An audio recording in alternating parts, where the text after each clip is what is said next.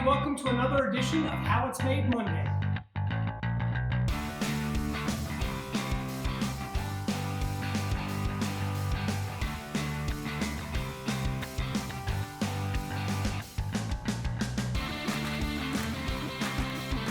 Hey everybody, I'm Chris, and today we're going to talk about how our Colorado Strong Pale Ale is made.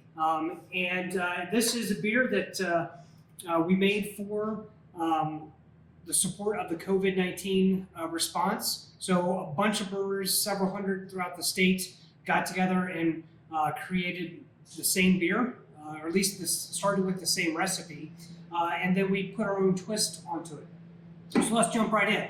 You know there are 4 ingredients to beer: water, malt, hops, and yeast. Here at Pikes Peak we say there's 5. The 5th ingredient to really good beer is friends. Hopefully soon we'll be back together celebrating that 5th ingredient. Let's talk about the grain. First of all, big shout out to the guys at Root Shoots Malting up in Loveland, Colorado. They donated all of the grain that was used in this beer, and they do a fantastic job up there. So this is their Colorado Pale Ale, their Genie Pale Ale.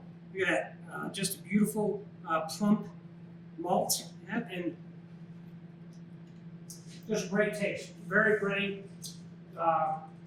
and starchy. It's absolutely fantastic. The other grain that was used in this is was their Munich malt. Sorry, I got some malt still in my tooth there. Munich 10 malt. This will have a really robust flavor. So flavors of bread and toast. Yeah, Munich has a bigger profile of flavors to it. It's absolutely delicious. Almost tastes a little bit like grape nuts, but not quite as caramely. Just a hint of that flavor. And then finally, we had white wheat. So this is malted white wheat, and this just really rounds out that flavor. Yeah, it's delicious. Very soft flavor, bready, exactly what you would expect wheat malts to taste like. So big shout out to Root Shoots Malting. They supplied all the grain for all the breweries throughout Colorado making this beer. So huge kudos to them. All right, let's talk about the water. Pretty basic water profile that we use. Cranked up the gypsum, which what that does is that accentuates the hops in this Colorado Pale Ale. Then let's talk about the hops. Primarily 2 different hops that were used. We did a little bit of bittering with Columbus, but then a lot of Cascade for the late edition hops. A pretty big hop bill in this beer.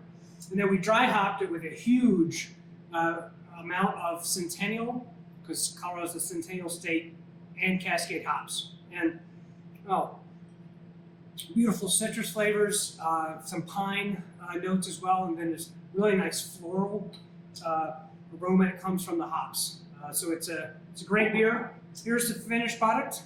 We also use the yeast. We use just American ale yeast that really kind of gets out of the way and lets the malt and the hops shine through.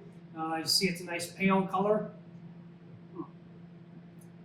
It's a great pale ale. It's a great pale ale. So thanks for supporting us. Hope everyone's doing well there. Cheers.